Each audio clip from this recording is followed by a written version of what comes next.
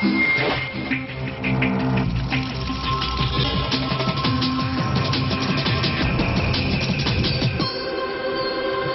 Italie, le bilan s'alourdit d'heure en heure alors que se déchaîne la colère des habitants contre les pouvoirs publics. L'heure est aux responsabilités. Commémoration du 8 mai 45 en présence de Jacques Chirac, traditionnel dépôt de gerbes sur la tombe du soldat inconnu. En province, Charles Millon empêché par plusieurs centaines de manifestants de célébrer la victoire contre l'Allemagne nazie. 100e anniversaire de la Ligue des droits de l'homme avec ses témoignages de victimes de la torture prises en charge par une structure unique en France. Et puis, découverte du plus grand télescope du monde. Il est installé au Chili et permettra peut-être de repérer de nouvelles galaxies. Le printemps au soleil de Versailles avec cette balade dans les jardins du Petit Trianon, un vendredi lumineux et au grand air. Madame, Monsieur, bonsoir. 3 jours après la tragédie, en Italie, le bilan reste incertain. 87 morts, une centaine, peut-être 200 disparus. Les chiffres varient du simple au double, alors que la polémique s'amplifie autour de ce désastre annoncé. La colère, sinon la rage de la population contre l'incurie des pouvoirs publics. L'heure est aux responsabilités. C'est toute la classe politique qui est montrée du doigt. De notre envoyé spécial, Alain Chalvran. 3 jours après le drame, les pelleteuses continuent leur travail. Dans une boue qui se durcit à vue d'œil. On a retrouvé aujourd'hui 3 survivants. Mais la plupart du temps, les sauveteurs ne tombent que sur des cadavres. Les listes sont là, au QG des secours. Celles de ceux qui sont vivants, mais aussi celles de ceux qui sont morts. Pour les disparus, c'est dans ce bâtiment que l'on tente de donner des nouvelles, de rassurer, de conforter, sans résultat le plus souvent. Chacun sait trop bien que plus les heures passent, plus les chances de retrouver des survivants diminuent. Il y a au moins 200 personnes dans le haut de la ville. Je les ai vues de mes yeux. Je cherche désespérément de l'aide. Il y a des enfants, des femmes, des hommes prisonniers sous la terre. Venez, je vous en prie. Certains vont à l'hôpital de campagne chercher l'aide de médecins. Il y a un sentiment très précis qui touche cette population. C'est un cercle vicieux de peur qui s'est créé lui-même. En voyant les morts dans les familles, les gens ont peur à leur tour. De l'angoisse, on passe vite à la colère. Témoin cette scène impliquant ce matin le maire de Sarno, tout heureux de pouvoir s'adresser aux journalistes. Mais très vite, il va être interpellé par un de ses administrés.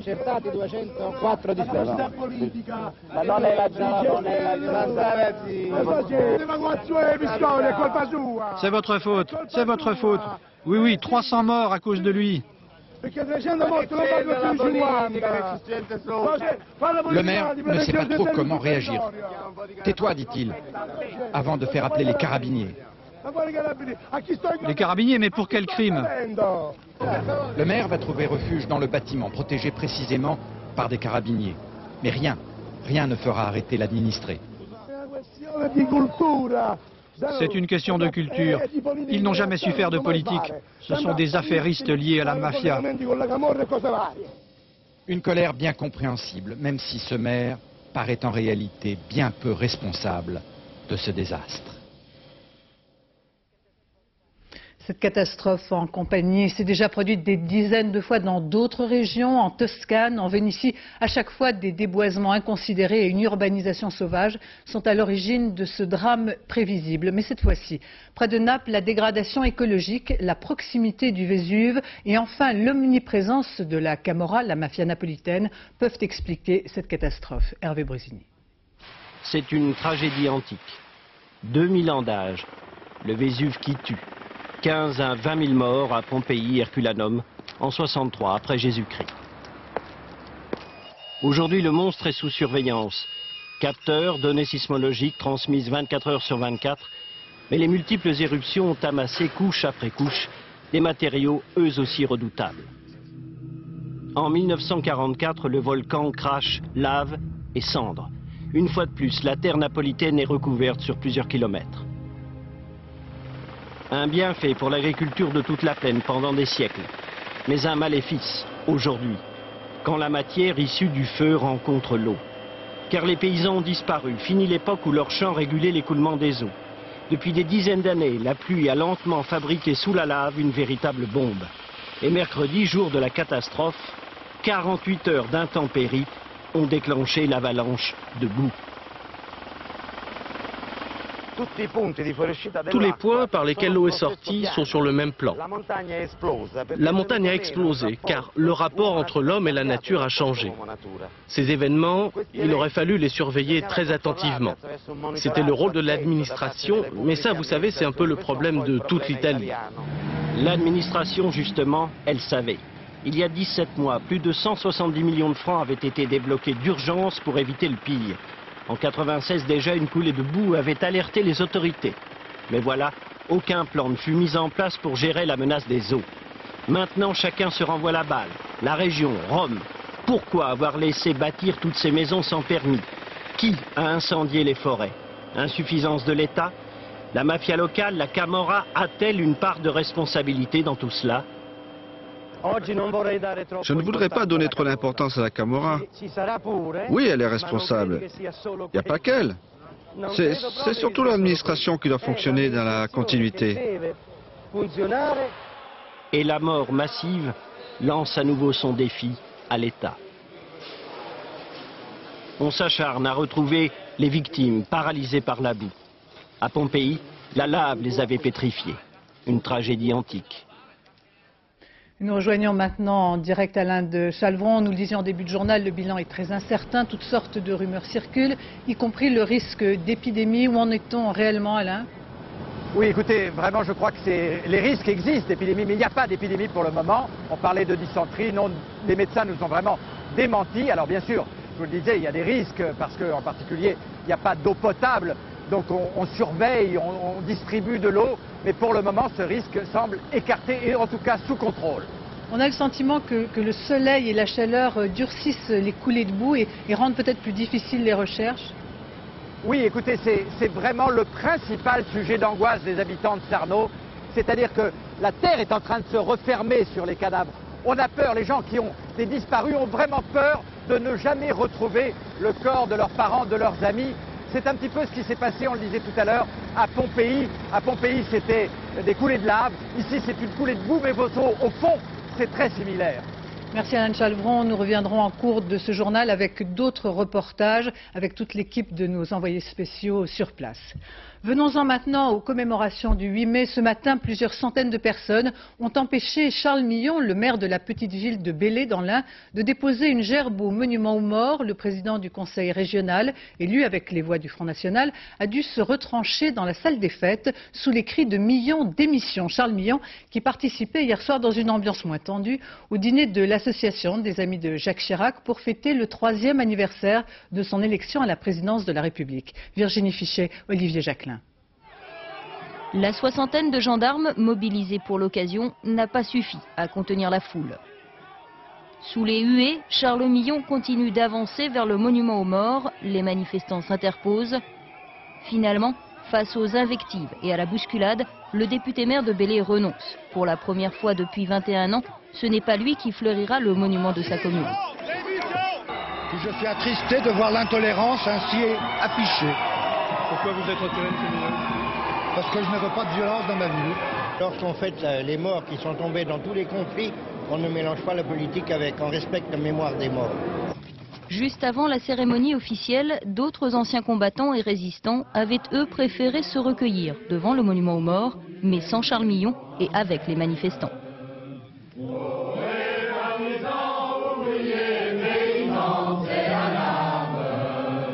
Le Front National, c'est la même chose que les nazis en Allemagne, les fascistes, avec tout ce que vous voudrez. Hein.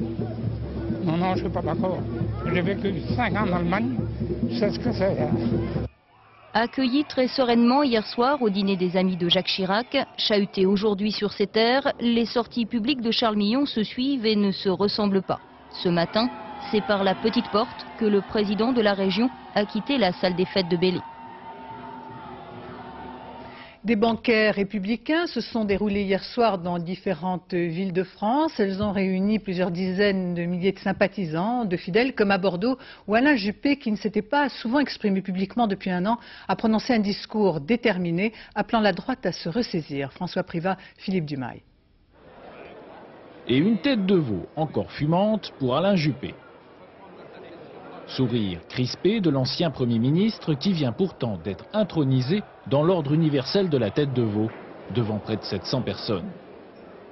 Vous appréciez particulièrement ce plat? Je m'y fais, c'est pas mon plat quotidien si je puis dire. Je ne suis pas très expert, mais je vais apprendre ce soir justement. Pourtant avec Jacques Chirac, vous auriez dû prendre des leçons. Eh oui, j'ai encore beaucoup à faire. Un grand banquet dans un vieux hangar du port de Bordeaux. Pour fêter Jacques Chirac, on avait même ressorti les badges de la campagne de 1995. Alain Juppé, le maire de la ville, discret depuis 12 mois, dans un rôle de rassembleur. Je vous invite à redresser la tête, à chasser le doute, à retrouver fierté et enthousiasme. La fierté et l'enthousiasme qui étaient les nôtres il y a 3 ans et qui, au fond de nos cœurs, sont restés intacts. Rejet du Front National, critique du gouvernement Jospin, Alain Juppé sort de sa réserve au sein d'une droite déstabilisée. Je ne vais pas entrer dans les querelles de partis. Ceux qui dirigent les partis aujourd'hui ont bien du mérite et je leur tire mon chapeau, mais il faudra, je le répète, additionner nos forces si nous voulons gagner. Alain Juppé s'est bien gardé d'évoquer ses divergences avec Philippe Séguin, notamment sur l'Europe. Hier soir, on fêtait un anniversaire.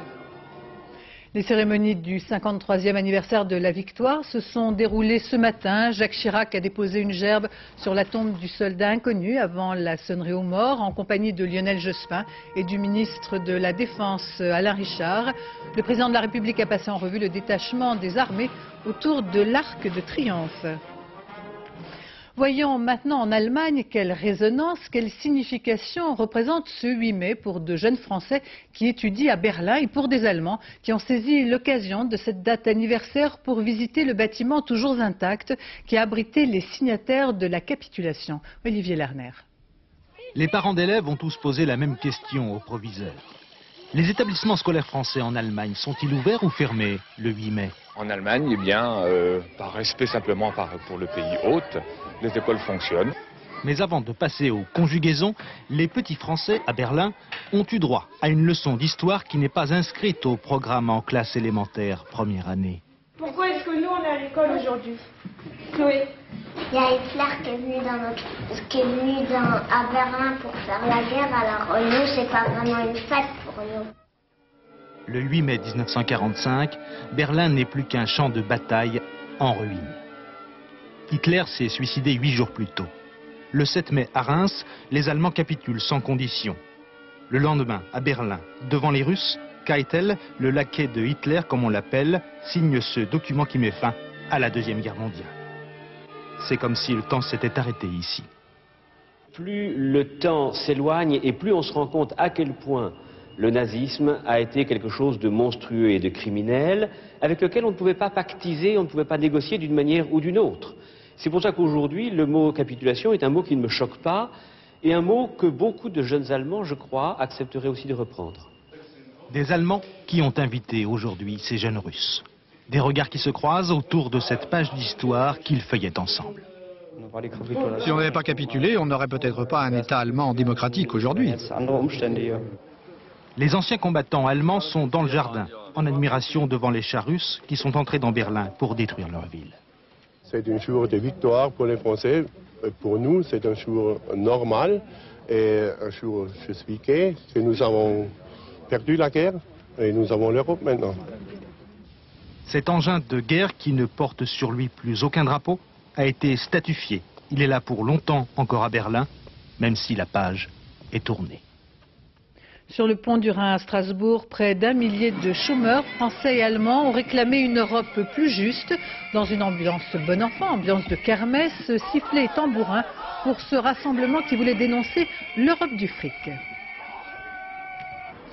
C'est donc officiel, Louis Vianney, secrétaire général de la CGT, ne se représentera pas pour un 3e mandat l'année prochaine. Son très probable successeur à 39 ans, Bernard Thibault, est secrétaire général de la Fédération CGT des cheminots et s'est notamment illustré pendant les grèves de décembre 1995 en étant au premier rang des manifestants. Laurent Bailly, Bernard Appey. Ce jour-là, on ignore encore que le successeur de Louis Vianney à la tête de la CGT sera cet homme, arrivé en retard pour une conférence de presse. À 39 ans, le cheminot Bernard Thibault remplacera le postier Louis Vianney, qui passera la main à 65 ans, comme l'ont fait avant lui Georges Ségui et Henri Krasuki. C'est ici, au dépôt SNCF de la Villette, au nord de Paris, que le patron des cheminots CGT a fait ses premières armes syndicales. Même s'il a quitté ses ateliers il y a maintenant 15 ans, il y a laissé de bons souvenirs. Proche du terrain, à l'écoute des revendications des cheminots.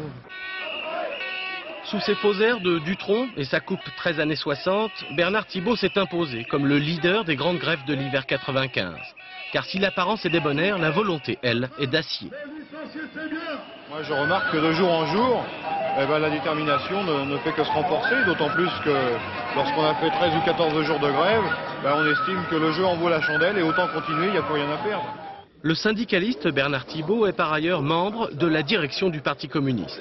Il restera pendant 9 mois encore le patron des cheminots CGT, puis deviendra secrétaire général de la Confédération, le 6e, depuis sa création en 1895.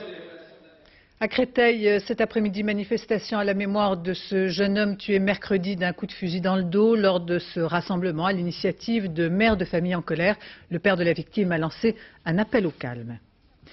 Une page médecine à présent avec la mise en vente en Andorre de la fameuse pilule américaine Viagra, susceptible de lutter contre l'impuissance. Aujourd'hui, ce médicament n'a pas fait l'objet d'un engouement spectaculaire, pas de ruée chez les pharmaciens, mais tout de même des centaines d'appels demandant des informations supplémentaires. Christophe Larocca, Gilbert Usan. 3 000 francs environ, le flacon de 30 cachets. Le Viagra est disponible depuis une semaine en Andorre, mais il n'est pas donné. Les pharmaciens de la principauté affirment ne pas en avoir vendu plus de quelques boîtes par officine.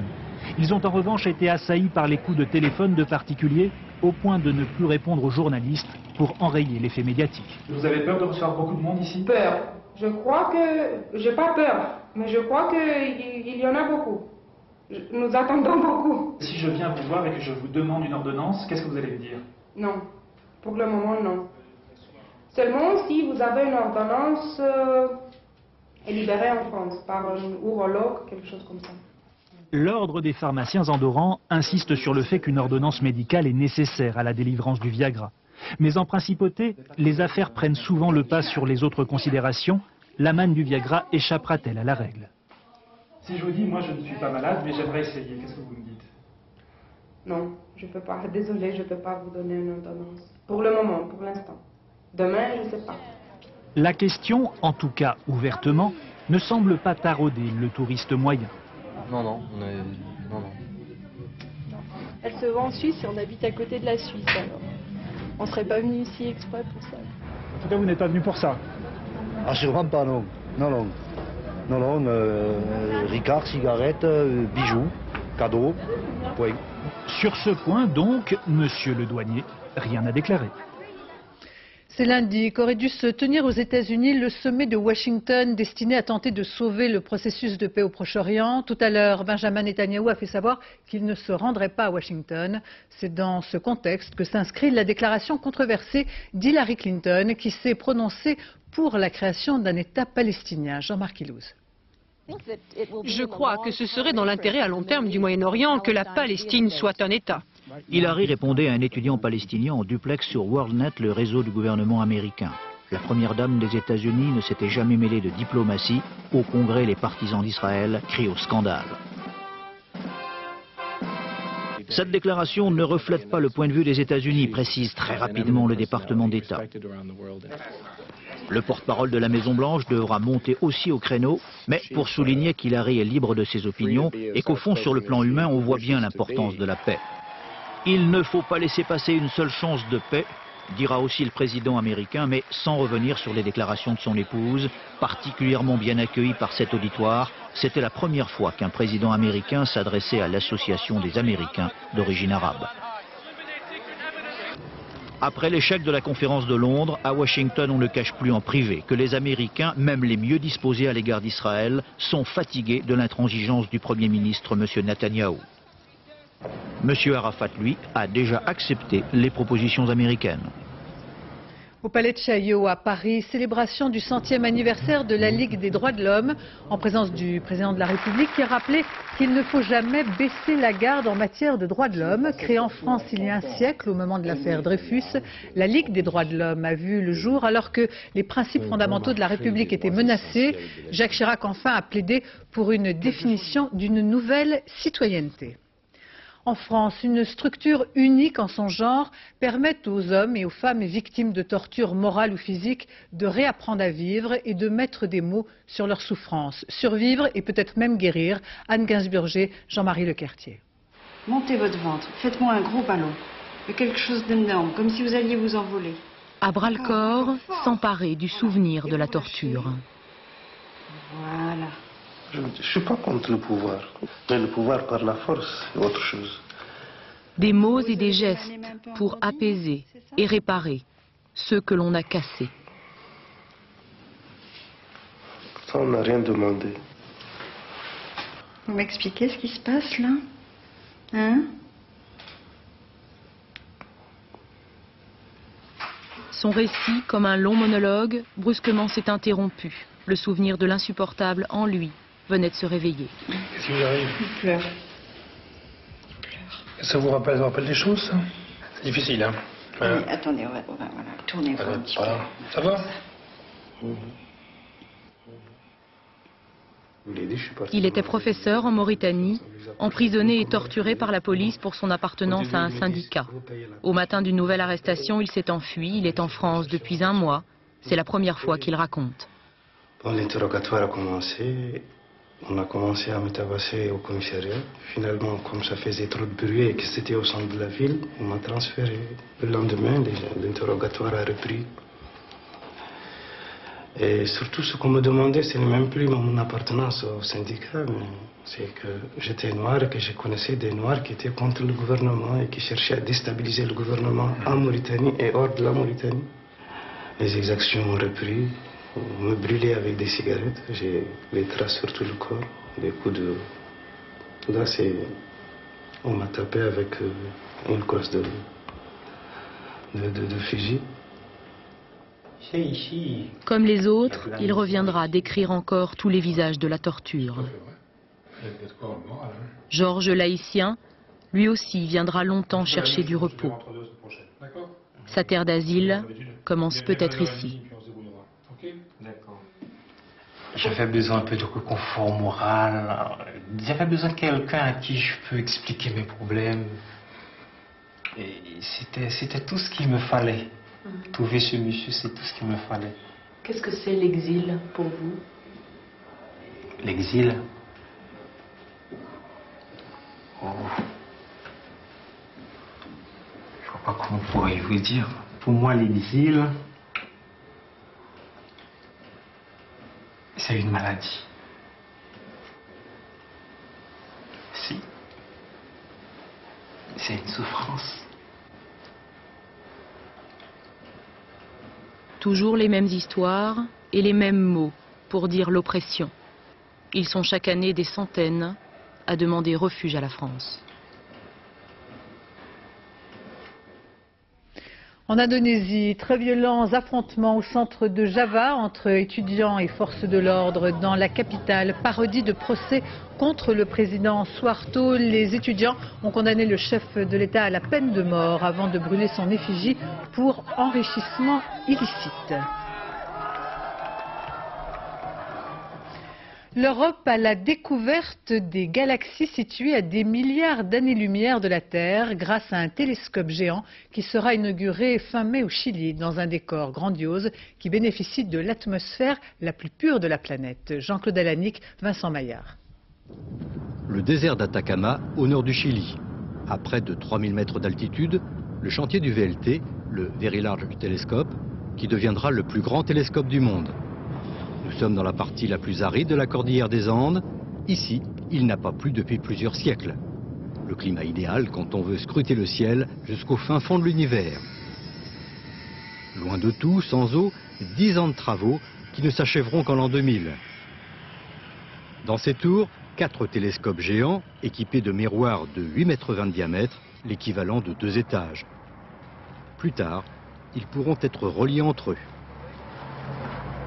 Si on fait ça, on aura l'équivalent d'un miroir de 16 mètres de diamètre, c'est-à-dire le plus gros télescope de la planète. En combinant les lumières de tous les miroirs, on pourrait apercevoir une personne sur la Lune. Le premier miroir, arrivé il y a quelques semaines d'Europe, via Le Havre, ne sera sorti de son emballage que dans quelques jours. Son coût, près de 100 millions de francs. Pas question de prendre des risques. Le verre a été coulé en Allemagne, mais c'est une entreprise française, Reosc, qui a été chargée de l'opération délicate du polissage. 6 mois de travail pour obtenir une surface absolument sans défaut. Autre défi technologique relevé par les Français, la conception par Giat Industries à Saint-Chamond du support du miroir, un dispositif de 300 vérins pour soutenir une masse de 23 tonnes en toutes circonstances. Comme nous sommes dans une zone fortement sismique, nous avons tout un jeu de vérins qui doit permettre de sauvegarder le miroir en cas de séisme d'une force de 8,5 sur l'échelle de Richter. On vient pincer le miroir et le maintenir ainsi pendant la durée du tremblement de terre. Encore plus puissant que l'Observatoire américain d'Hawaï ou que le télescope spatial Hubble, le VLT permettra bientôt aux astronomes européens de remonter jusqu'à la naissance de l'univers et au fameux Big Bang. Cinéma avec la sortie cette semaine de Ça reste entre nous, une comédie que signe Martin Lamotte pour sa première réalisation. Après Josiane Balasco et Gérard Jugnot, encore un comédien venu du café-théâtre qui passe derrière la caméra. Stéphane Auman, Patrick Voix. Dans la famille café-théâtre, je demande Martin Lamotte. Avec son jeu survolté et sa voix inimitable, il a traversé 50 films, des bronzés à Papy fait de la résistance. À 50 ans, il n'avait réalisé que des pubs. Il nous emmène dans son premier long métrage, Ça reste entre nous. La double vie d'un homme piégé entre sa femme et sa maîtresse, le soir de son anniversaire. Est-ce que je suis un homme? Non mais attends, c'est à moi de trouver, donc c'est à moi de poser les questions, non? Ta gueule. Quoi? Ta gueule. Oh, Maurice, on se calme. Deux gros mensonges en quiproquo, chacun révèle sa vraie nature. Ça reste entre nous l'histoire d'une famille au bord de la crise de nerfs. Vous le faites exprès? Mais enfin Maurice, votre tour est passé. La famille, c'est terrifiant et puis c'est formidable. C'est beau et puis il y a des moments où on a envie de tout casser et de partir, des moments où on revient, des moments où on repart. Moi j'ai toujours été entre les deux, un peu en retrait, donc je la connais bien. Cette galerie de portraits est un film de bande, comme au temps du Splendide, avec Zabou, bourgeoise hilarante, Il a dit là, Maurice. Vulgarité. Catherine Fro, l'épouse trompée, touchante, et Fanny Cotenson, l'alcoolo désespéré. J'ai choisi des comédiens qui ne font pas partie du tout de mon équipe, que je connais un peu. Certains j'ai joué une fois peut-être avec, d'autres jamais. Mais je les ai choisis parce que c'est des gens qui viennent du théâtre, très souvent, qui ont le sens du rythme et de la comédie. Qui c'est pétasse qui a ramené Gilles? Il pute ou quoi? Et les mufles, ça vous fait rire? Moi pour me détendre, je pratique le cul, et je te le conseille. Sa double vie à lui, c'est théâtre et cinéma. Mais du boulevard au film léger, un seul amour, la comédie.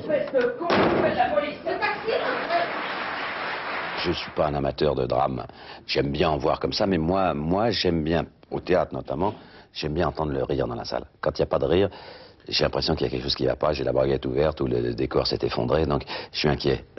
J'ai mal aux yeux, je me suis chopé une conjonctivite à cause de sa clim, elle est bourrée de bactéries. Je vois pas comment elle est neuve. Martin Lamotte confesse une immense admiration pour Louis de Funès.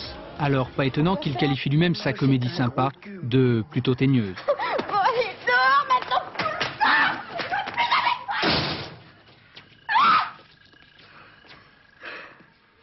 Et puis on a appris aujourd'hui le décès du comédien Jacques Duménil à l'âge de 94 ans. Son rôle dans une série télévisée Au plaisir de Dieu lui avait offert une nouvelle carrière après avoir joué dans de nombreuses pièces de théâtre et de films comme Les Tontons Flingueurs. Les vins de Bordeaux vont connaître une nouvelle hausse cette année. À quoi ressemble le marché de l'une des plus prestigieuses régions viticoles? En 97, chaque seconde dans le monde, il s'est vendu 15 bouteilles de Bordeaux. Éric Perrin, Frédéric Grinchec. Folie des prix, hystérie, hausse, spéculation, le vignoble bordelais bruisse actuellement de qualificatifs dignes d'une place boursière en surchauffe. Même dans l'appellation Pessac-Léognan, connue pour être plus raisonnable que d'autres sur les étiquettes, certains affichent déjà la couleur pour le prix des primeurs 97.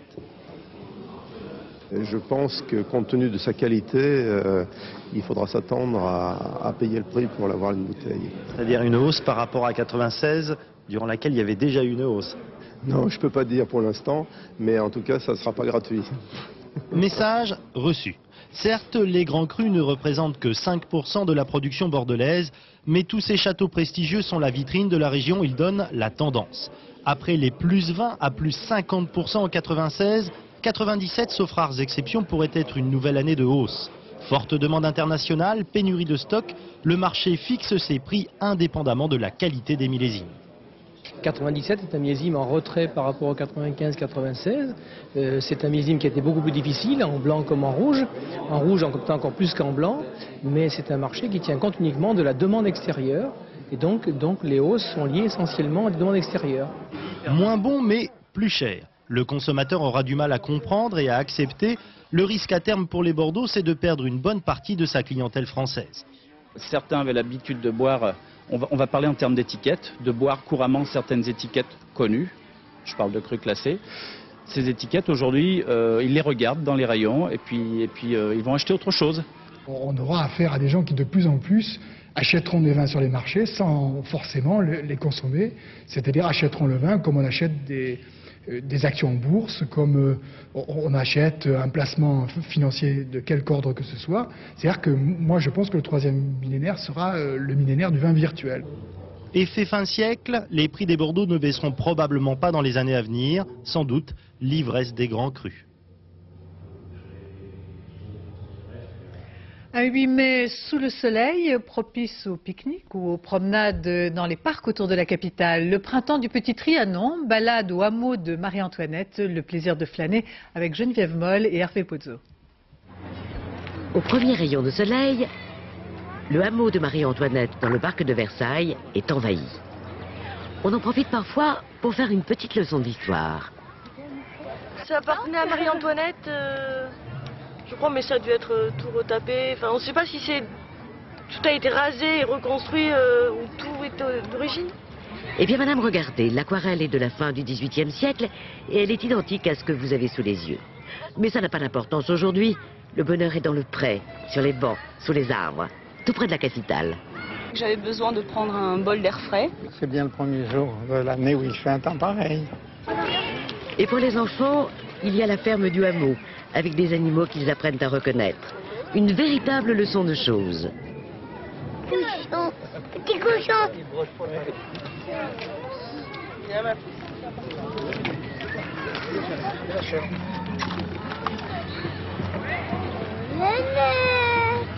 Viens. Coucou.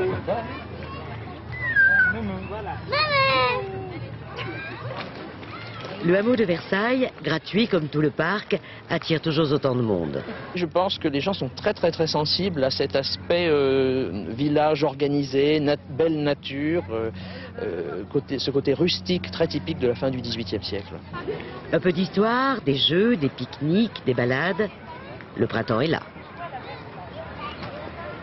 Avant de terminer ce journal rejoignant maintenant nos envoyés spéciaux en Italie, je vous propose ces témoignages à Sarno, cette petite ville à une trentaine de kilomètres de Naples qui a été la plus touchée. Sur place, l'émotion après que 2 personnes aient été retrouvées vivantes il y a tout juste quelques heures dans l'un des quartiers les plus touchés. Maryse Burgot et Emmanuel Beck ont assisté à ce sauvetage. Des applaudissements pour saluer une sorte de miracle, un moment d'espoir au milieu d'une tragédie. Il est 18h30 ce soir à Sarno. Ces sauveteurs ressortent un homme vivant des décombres. Il est resté prisonnier de cette maison pendant 3 jours. Ce soir, les services de secours nous disent qu'il va bien. Pendant ce temps, le prêtre de cette ville marche d'un pas décidé. Il n'a pas vu son église depuis la catastrophe et a bien envie d'en avoir le cœur net. Mais très vite, Don Silvio est arrêté par l'impressionnante hauteur de boue, mais le conducteur de bulldozer lui propose ses services.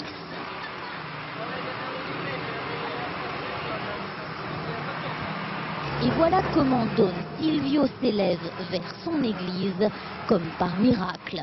C'est d'ailleurs dans cette église que plusieurs personnes se sont réfugiées au moment de la coulée. Don Silvio y voit quelques raisons d'espérer.